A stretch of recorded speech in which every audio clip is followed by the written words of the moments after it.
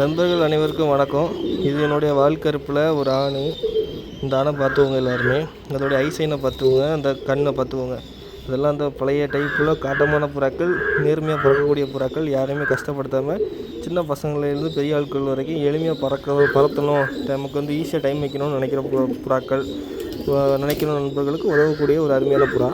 இதை நான் ஃபுல் பாடியை காட்டுறேன். இப்போ